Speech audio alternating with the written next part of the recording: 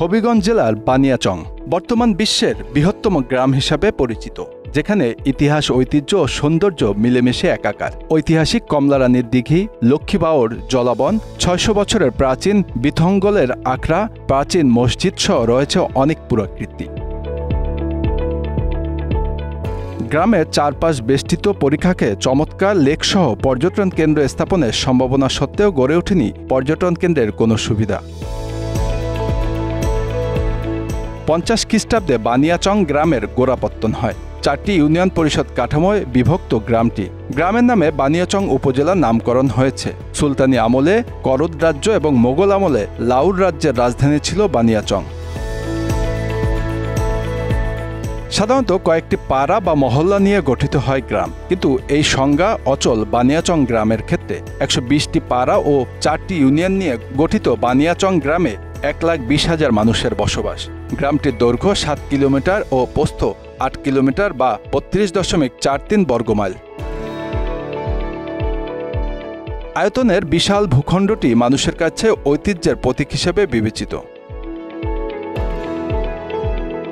একসময় পৃথিবীর বৃহত্তম গ্রাম ছিল যুক্তরাষ্ট্রের শিকাগো। তখন বানিয়াচং ছিল এশিয়া মহাদেশের বৃহত্তম গ্রাম। শিকাগো নগরে পরিণত হওয়ায় আয়তন ও জনসংখ্যার ভিত্তিতে পৃথিবীর বড় গ্রাম হিসেবে পরিচিতি পেয়েছে বানিয়াচং।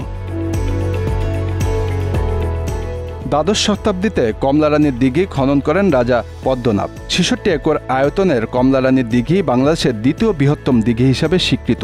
তৎকালীন মন্ত্রী সিরাজুল হোসেন খানের প্রচেষ্টায় ১৯৯০ সালে দিঘিকে পুনর্খনন করা হয়। সাগরের মতো বিশাল হওয়ায় সাগর দিঘিও বলে থাকেন লোকজন। মোগল আমলের প্রাচীন বিবির দরগা মসজিদ, পুরানবাগ, ২ নং হাবিলি ও কালিকাপাড়ার মসজিদ, জয়কালী মন্দির, রাজবাড়ির ধ্বংসাবশেষ কালের সাক্ষী। বানিয়াচং গ্রামের চারপাশ ঘেরা প্রায় ২০ কিলোমিটার পরিখা। এঁকে বেঁকে বয়ে যাওয়া পরিখা স্থানীয় চেনেন গড়খাল নামে। পরিখাটি বর্ষাকালে লেকের রূপ ধারণ করে। বানিয়াচং উপজেলা হাওর এলাকা হওয়ায় এখানে ৯০% জমিতে এক ফসল জন্মে। তাই এই উপজেলার ৯০% লোক কৃষির উপর নির্ভরশীল। বাকিদের অধিকাংশই প্রবাসী।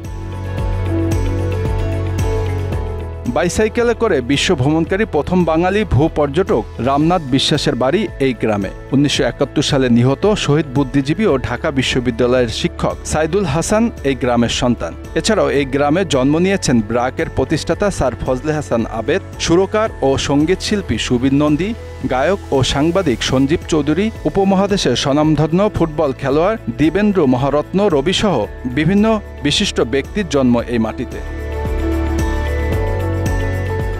গ্রামটি পর্যটনের অপার সম্ভাবনা হতে পারে এবং কোলাহলে মুখরিত হতে পারে দেশি বিদেশি পর্যটকদের আগমনে, যা থেকে সরকারও আয় করতে পারে কোটি কোটি টাকার রাজস্ব।